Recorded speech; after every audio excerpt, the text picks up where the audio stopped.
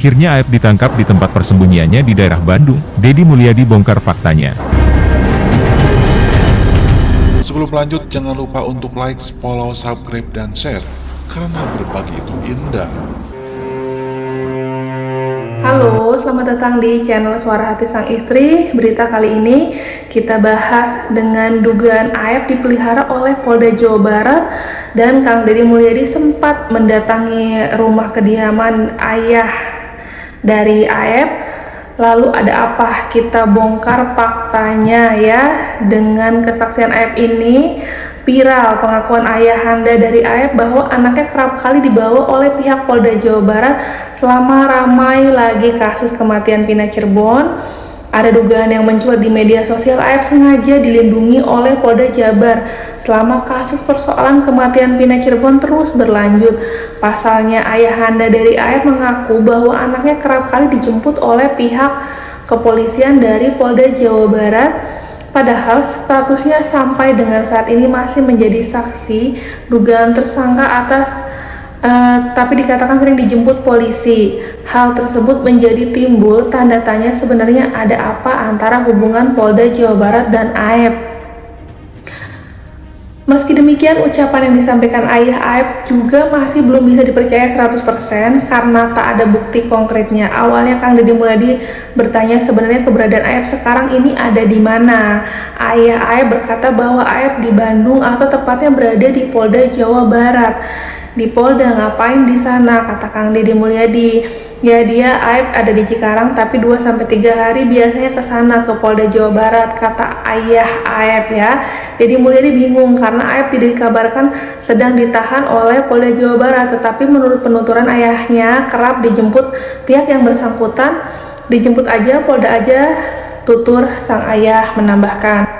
Lebih lanjut, ayah Aep mengungkapkan bahwa sang anak juga ngekos di Bandung. Kemudian Deddy Mulyadi bertanya, siapa yang membayar kosan tersebut? Apalagi Aep dikabarkan tidak bekerja. Tidak tahu siapa yang bayar, saya kurang paham, kata ayah Aep ya. Hingga kini keberadaan Aep masih menjadi tanda tanya selepas Peggy Setiawan telah dibebaskan secara pengadilan dari awalnya diduga sebagai tersangka kasus pembunuhan Vina Cirebon. Akibatnya, ucap ayah Aep itu kini akun Instagram @humaspolda Jawa Barat mendapat hujatan dari netizen di media sosial. Saran sih kalau statusnya masih tersangka, janganlah main siksa-siksa, kasihan kalau nggak salah bebas dapat bonyok, jangan cuma interogasi pakai siksaan, yang ada nggak salah pun jadi tersangka. Pura-pura ngaku biar selesai siksaan tapi cari bukti sekuat-kuatnya biar nggak tersangka terbukti jika telah melakukan kejahatan. Itu mungkin komentar dari salah satu netizen di @humaspolda Jabar. Penyakit polisi banyak yang songong, so punya kuasa, petang-petenteng, dramatis, ada juga yang lurus, bijak, kerja nyata, kayak Pak Susu, tapi hanya sedikit yang kurang baiknya yang sering kelihatan di muka umum. Aep ada di kosan di dekat Polda dijemput polisi. Pertanyaannya kok tega nyiksa orang nggak bersalah? Terus berkomentar di @humaspolda Jabar, netizen ramai-ramai.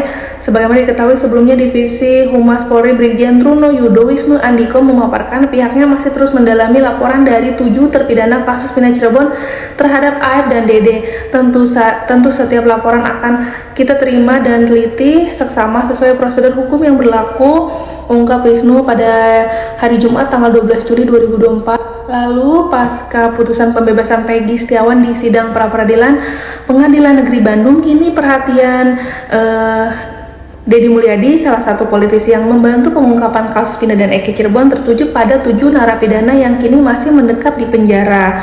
Ketujuh narapidana ini telah menjalani 8 tahun hukuman penjara dari hukuman seumur hidup yang harus dijalani. Deddy meyakini ketujuh narapidana ini pun tidak bersalah, sama halnya dengan Peggy Setiawan. Saya sudah sampaikan pada kesimpulan saya meyakini mereka tidak bersalah, tegas Deddy. Pasalnya banyak kejanggalan dalam upaya penetapan tersangka hingga banyak saksi yang menguatkan bahwa narapidana tidak berada di lokasi kejadian. Untuk diketahui 2 saksi yang memberatkan 8 tersangka hingga dipenjara diantaranya Aep dan Dede. Nasib Aep dan Dede kini di ujung tanduk. Keluarga para terpidana melaporkan Aep ke Mabes Polri karena dianggap memberikan kesaksian palsu. Di sini Deddy Mulyadi pun ingin menguji kesaksian Aep dan Dede yang mengaku melihat kejadian. Mereka masuk penjara karena salah satunya ada kesaksian yang disampaikan oleh Aep dan Dede, ungkap Deddy Mulyadi. Karena itulah Deddy Mulyadi bersama kuasa hukum pra peradilan dan keluarga terpidana datang ke Mabes Polri melaporkan ini Aep dan Dede. Laporan ini untuk kembali menguji kesaksian Aep dan Dede, apakah kesaksiannya benar atau palsu. Ya, ini adalah bagian dari usaha kita membebaskan 7 terpidana yang masih mendekam di penjara setelah Peggy Setiawan bebas. Deddy menegaskan dirinya tampil hanya untuk membela 7 terpidana yang diyakini tidak bersalah. Kenapa saya tampil di sini? Untuk membela orang yang tidak bersalah, memberi ruang dan jalan agar mereka terbebas. Tidak boleh negara ini menghukum orang yang tidak bersalah. Jika Aep dan Dede benar-benar memberikan kesaksian palsu dalam proses penegakan hukum di kasus Pina Cirebon, apa sanksi pidana yang akan didapat?